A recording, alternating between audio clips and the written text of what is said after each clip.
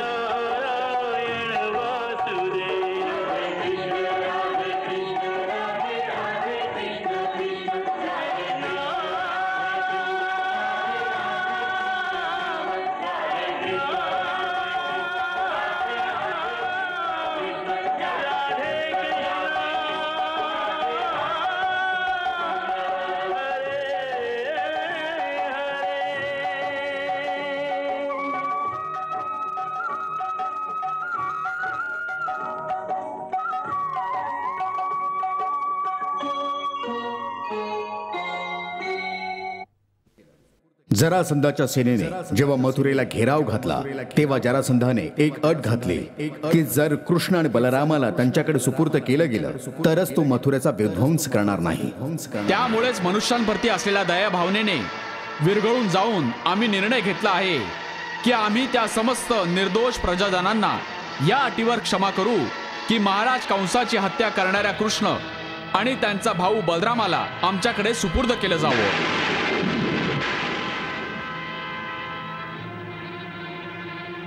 त्यावर काही दरबारी भडकून उठले। हे समेटाचं पत्र नाही, हे आज्ञापत्र आहे। आणि आज्ञा ही आहे की युद्धाआधीच हार मान्य करून आपली शस्त्रे त्यांच्या पायावर अर्पण करावी आणि हातात बांगड्या भरून त्यांच्या समोर नतमस्तक होऊन त्यांच्या पारतंत्र्याचा स्वीकार करावा। परंतु श्रीकृष्णांनी सांगितलं महाराज, ही वेळ आहे बुद्धी आणि नीतीने काम करण्याची आणि राजनीती सुद्धा हेच सांगते की एकाचा बळी देण्याने लाखोंचे प्राण वाचू शकत असतील तर त्या एकाचं अवश्य बलिदान दिलं पाहिजे।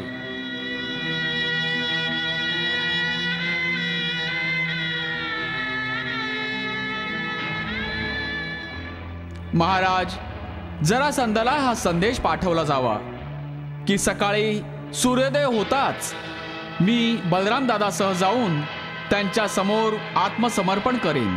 ही सूचना जरासंधाकडे पाठवली गेली की दुसऱ्या दिवशी सकाळी श्रीकृष्ण आणि बलराम स्वतः मथुरेतून बाहेर पडून आत्मसमर्पण करतील। वाह मित्रा वाह, तुझी योजना तर खरंच सफल झाली।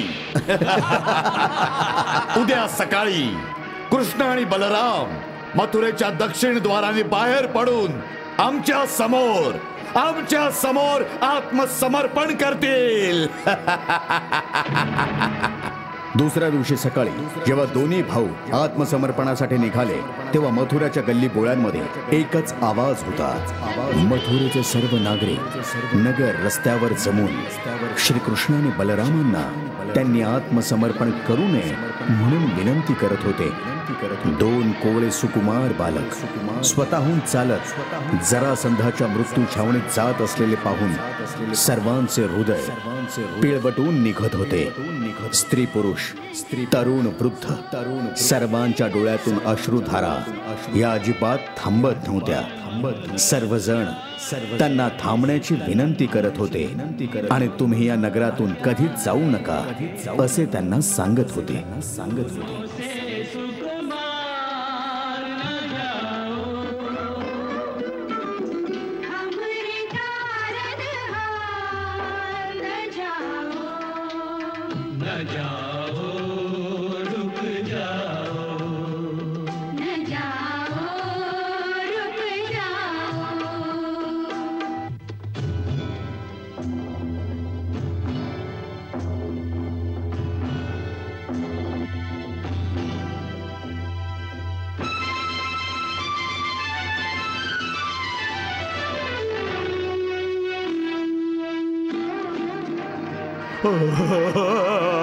प्रभू प्रभू प्रभू, तुम्ही निघून जाल तर आमचं रक्षण कोण करणार? प्रभू कोण करणार?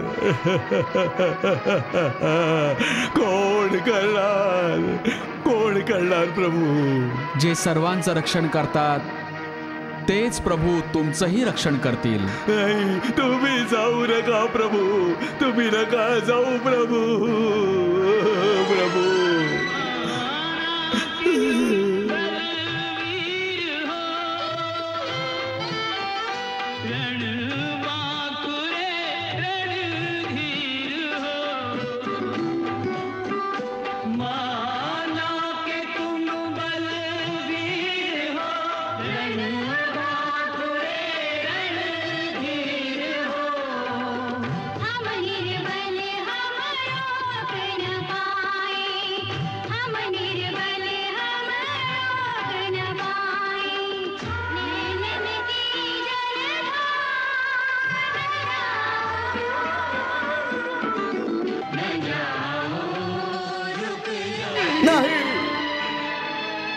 नाही प्रभू, नाही, आम्ही तुम्हाला नाही जाऊ देणार प्रभू. नका जाऊ आम्हाला सोडून प्रभू. मला नका थांबवू काका, माझं कर्तव्य मला साथ घालत आहे.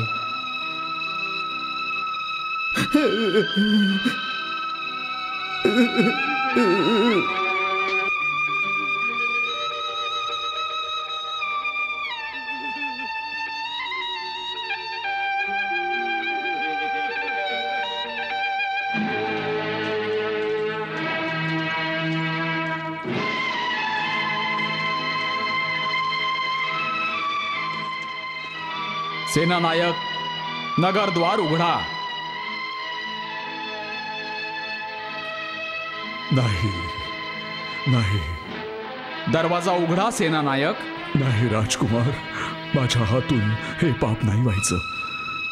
मी स्वतःच्या हाताने दरवाजा उघडून तुम्हाला मृत्यूच्या तोंडी नाही देऊ शकत. ही आमची आज्ञा आहे भद्रसेन. नाही नाही. भद्रसेन, नगरद्वार उघडा, अन्यथा मी स्वतःच उघडून घेतो. नको, जशी आज्ञा.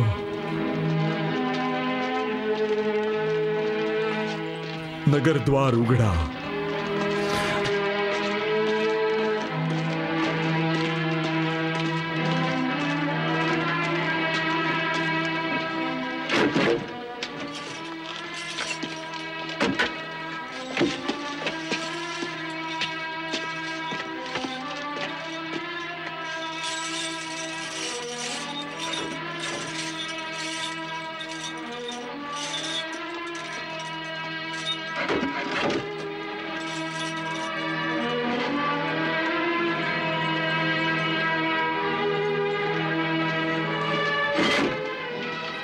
जाऊया बलराम दादा, चला.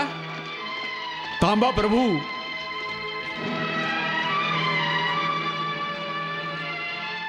क्षमा करा प्रभू, क्षमा करा. या क्षणी जर तुम्ही थांबण्याची आज्ञा दिलीत तर मी तुमच्या आज्ञेचं उल्लंघन करेन प्रभू. मी तुम्हाला एकट्याला जाऊ देणार नाही जाऊ देणार असं एकट्याने. मी आणि माझे निवडक साथीदार तुमच्यासह जाण्याची, तुमच्यासह मरण्याची शपथ घेऊन आलो आहोत प्रभू, शपथ घेऊन आलो आहोत. ही आत्मबलिदान तुकडी सर्वात पुढे आघाडीवर असेल. आधी आमची डोकी उडवली जातील प्रभू, आमची डोकी उडवली जातील. तुम्ही आम्हाला नका अडवू प्रभू, नका अडवू. जेव्हा तुम्ही शपथ घेतलीच आहे तर आता माझ्या थांबवण्याने काय फरक पडणार आहे अक्रूरजी? तरी सुद्धा माझं एक म्हणणं ऐका. बोलावं प्रभू, आमच्या पुढे नाही. तुम्ही सर्वजण आमच्या मागोमाग चला. परंतु प्रभू, अक्रूरजी, ही आमची आज्ञा आहे अक्रूरजी. ठीक आहे प्रभू, ठीक आहे. निघायचं बलराम दादा. सैनिक, द्वार उघडा.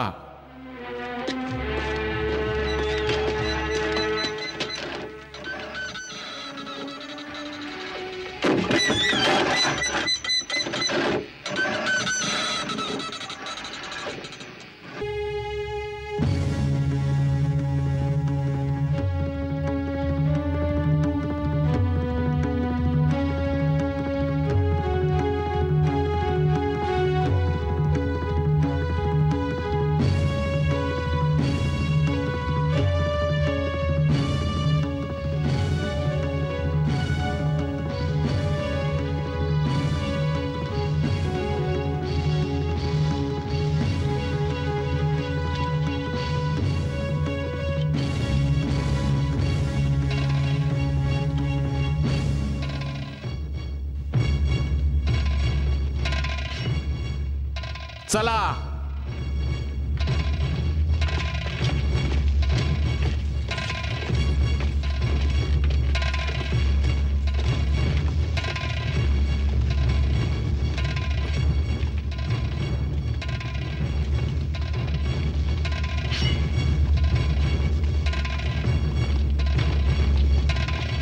सेनानायक, शत्रू विश्वासघात देखील करू शकतो.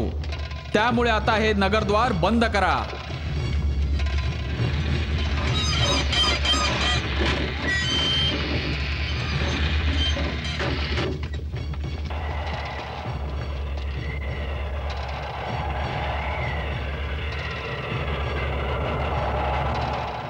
जाऊया. चला.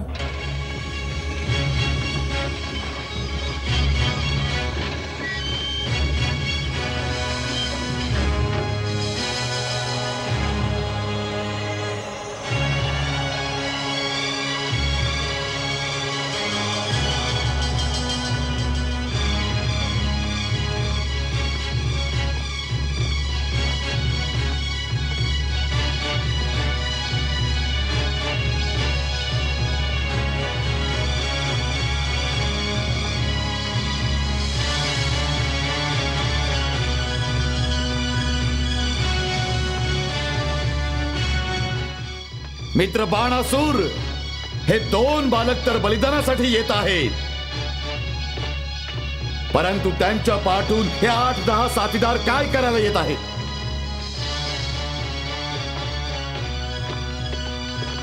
त्यांना देखील मरायचं आहे का? नाही सम्राट. हे लोक या दोघांची मृत शरीरे उचलून मथुरेत परत घेऊन जातील यासाठी येत आहेत.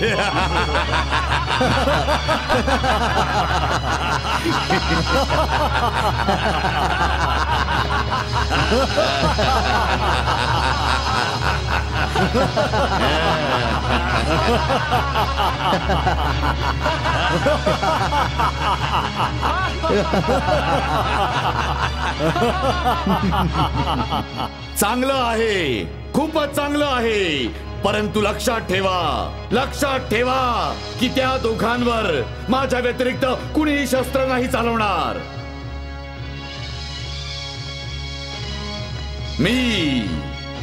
मी माझ्या हातांनी या दोघांचं मस्तक उडवणार आहे. अवश्य.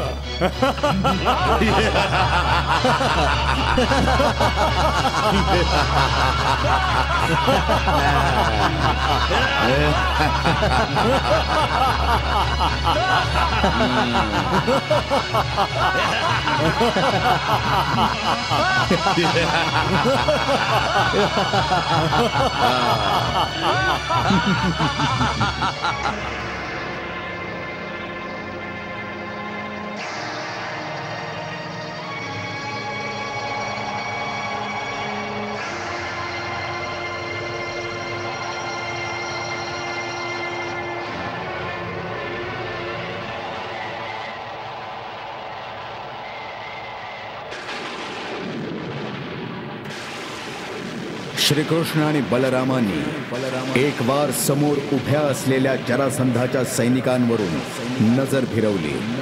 दुसऱ्याच क्षणाला श्रीकृष्णांनी आकाशाकडे बोट करताच आभाळात एकाएकी विजांचा कडकडाट होऊ लागला. आकाश काळ्या कुट्ट ढगांनी व्यापून गेलं आणि मेघगर्जनेसह सर्वत्र विजांचा तांडव सुरू झाला व सोसाट्याचा वारा वाहू लागला. या अचानक उद्भवलेल्या वादळ सदृश्य स्थितीने जरासंधाच्या सैन्यात एकच हल्ला कल्लोळ झाला. हत्ती चित्कारू लागले, घोडे खिंकाळून उधळून गेले. अचानक युद्धभूमीवरची दृश्यमानता ही कमी होऊ लागली.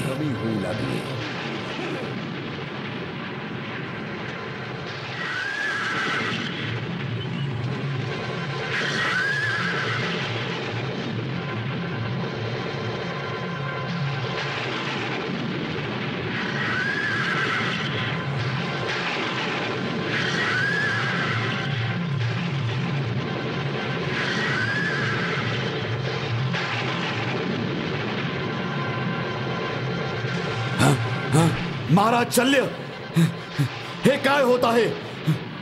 मला काहीच दिसत नाहीये. अचानक हे वादळ कुठून आलं? सम्राट, मलाही काहीच दिसत नाहीये. माझ्याही डोळ्यांसमोर विजा चमकत आहेत सम्राट.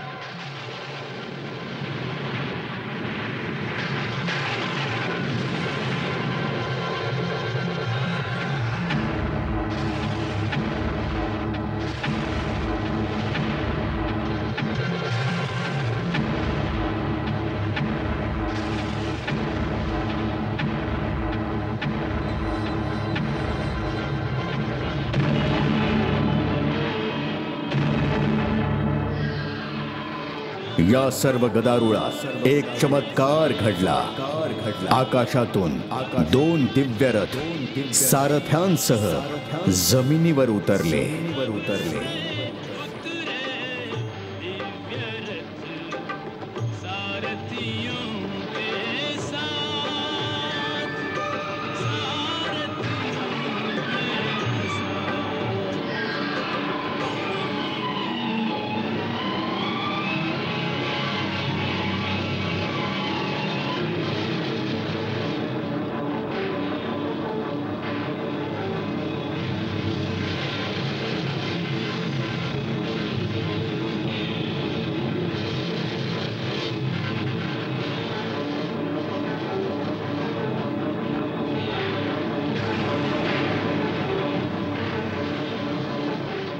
दारुक, आमची शस्त्र कुठे आहेत? प्रभू, ती पहा.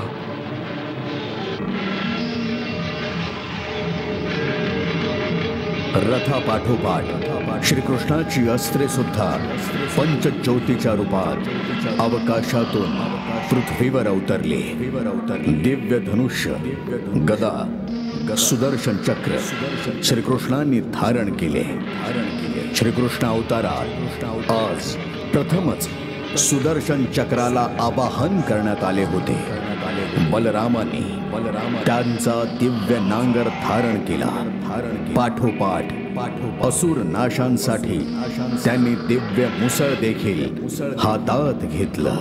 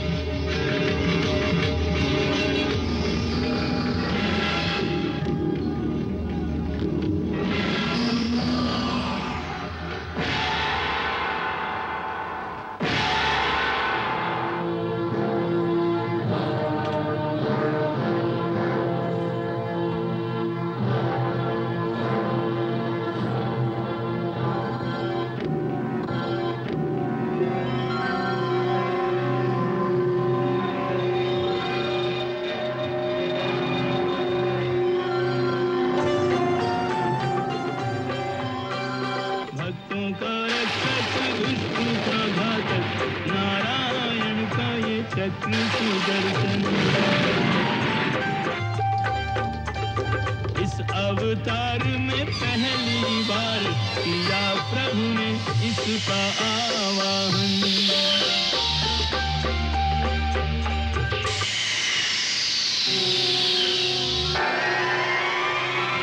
ये सावर्तक नाम का हल है, ये सावर्तक नाम का हल है। हलधर ने जो किया है धारण, हल और मूसल दोनों चलाकर हलधर करते असुर विदारण।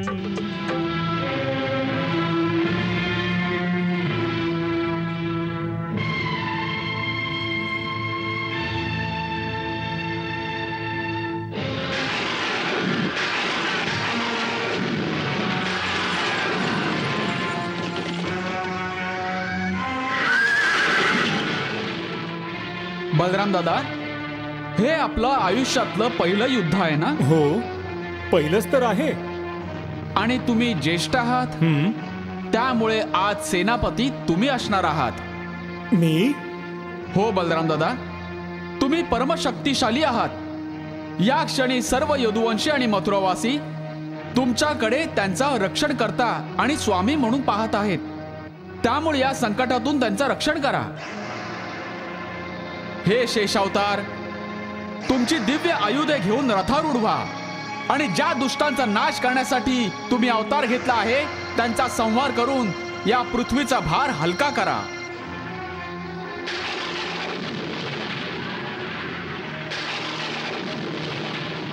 मी तुमचा भाऊ तुमच्या आज्ञेनुसार युद्धात तुम्हाला संपूर्ण सहकार्य करेन, परंतु सेनापती तुम्हीच असाल. हे बघ कृष्णा, मला असं पल्लेदार संभाषण नाही जमत. माझ्यावर टाकलंस तर मग मध्येच मला थांबवायचं नाहीस. केवळ एकच विनंती आहे. ती कोणती? जरासंधला जिवंत सोडून द्यायचा आहे. का? कारण तो हरून सुद्धा जिवंत राहिला तर त्याच्या या अपमानाचा बदला घेण्यासाठी एकदा पुन्हा अशाच प्रकारे अनेक अक्षौहिणी दुष्टांना एकत्र घेऊन आक्रमण करण्यास येईल.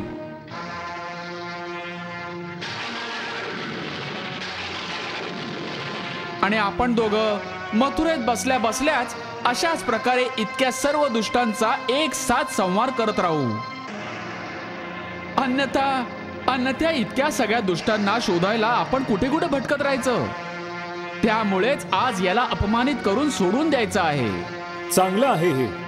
आता तुझी आयुधे सज्ज कर आणि तुझ्या रथावर आरूढ हो. जशी आज्ञा.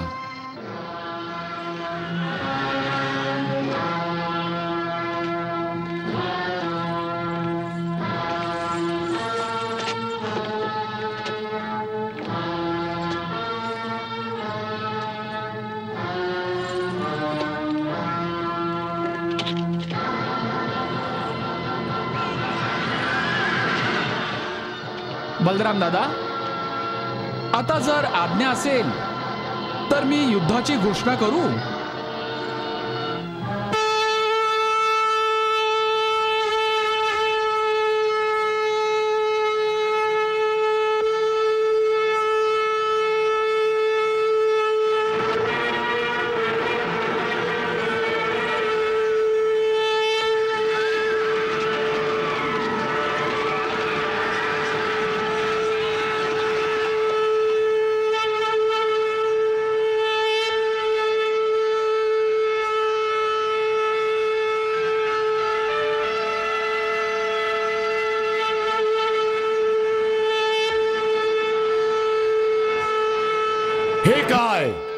हे काय महाराज शल्य?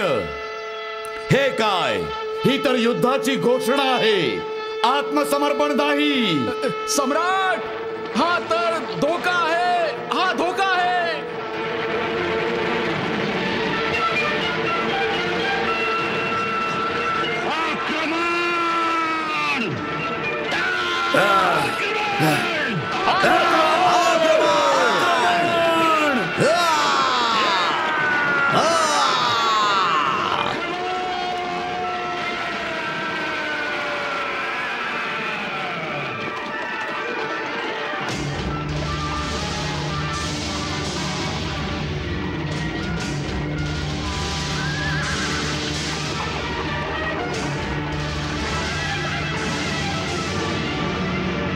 आणि मथुरेच्या नगरी बाहेर तुंबळ युद्धाला सुरुवात झाली. मथुरेच्या बाजूने केवळ श्रीकृष्ण, बलराम, अक्रूर आणि काही निवडक सरदार लढत होते. आणि दुसऱ्या बाजूला जरासंध, बाणासूर, शल्य, भौमासूर, शिशुपाल असे अनेक महारथी त्यांच्या प्रचंड सैन्यासह तुटून पडले होते.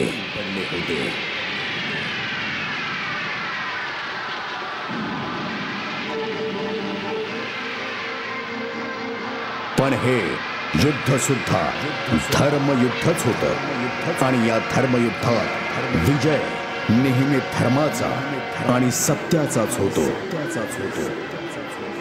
अक्रूर आणि त्यांचे निवडक सरदार द्वेषाने जरासंधाच्या पायदळावर चालून गेले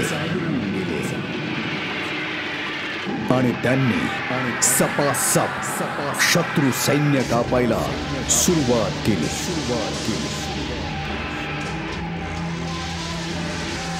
सर्वत्र शस्त्रांचा खणखणाट, जनावरांचे चित्कार आणि जखमी सैनिकांच्या किंकाळ्या ऐकू येत होत्या.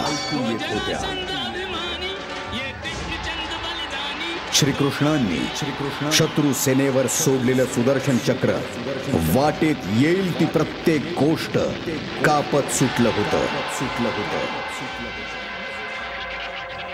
जरासंधाच्या सेनेसाठी सुदर्शन चक्राचा अनुभव बहुधा नवीनच असावा. कोणी कुठेही पळालं तरी त्याचा पाठलाग करून ते त्याला नामोहरण करत होतं.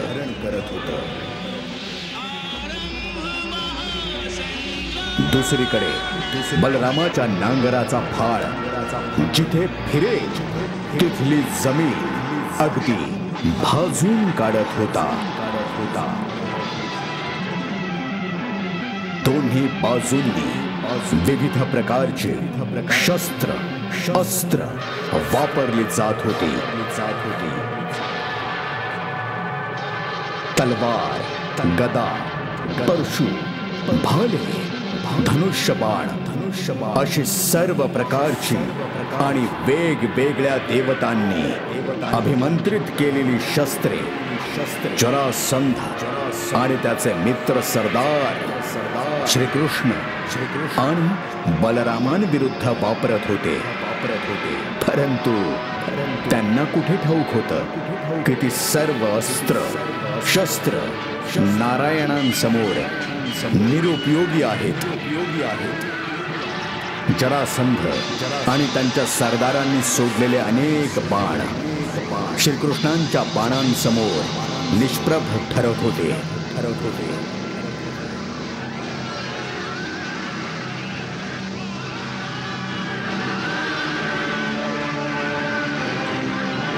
बलराम देखील त्यांच्या नांगरांची लांबी त्यांच्या दैवी शक्तीने कमी जास्त करून जरासंध सैन्याला अक्षरशः किड्या मुंग्यांसारखे मारत होते.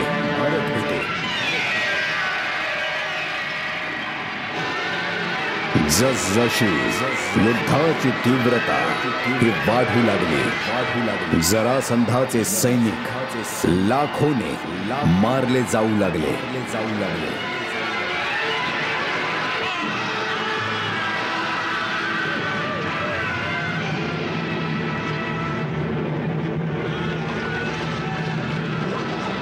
बलरामाने शिशुपालाचा रथ त्यांच्या नांगरांच्या फाळाने उचलून दूरवर फिरकावून दिला.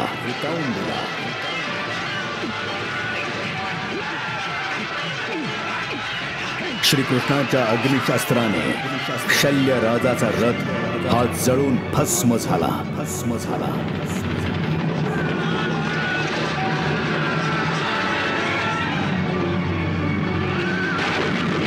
तत्पूर्वी अशाच एका संहारक बाणाने भौमासुराच्या रथाचं चाक मोडलं.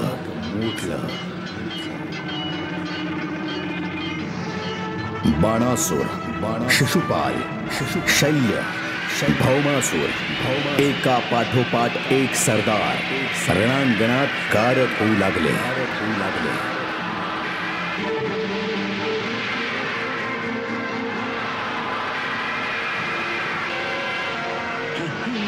आता जरासंधाची पाळी होती. सेनापती बलरामांनी त्यांच्या नांगराचा फाळ जरासंधाच्या मानेभोवती अडकवून त्याला रथावरून खाली खेचलं.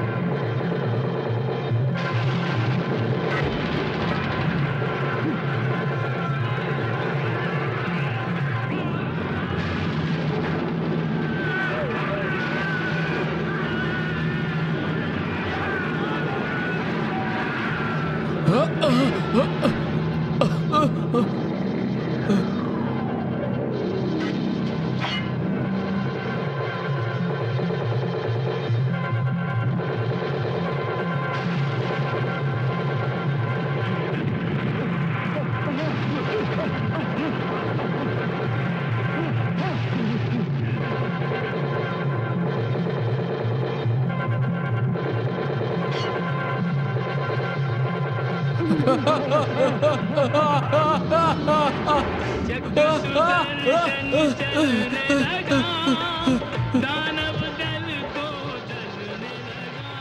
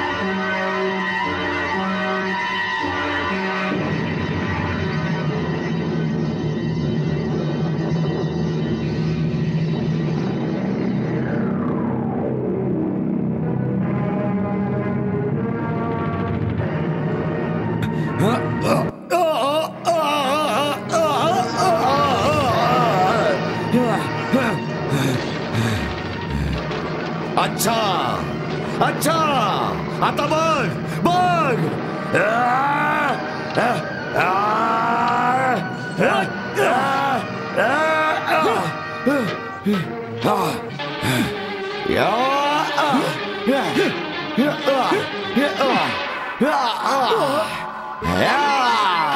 हे बालक, गदा उचलणं सोपं आहे, परंतु ती चालवणं देखील शिकून यायला हवं होतास. काय समजलास?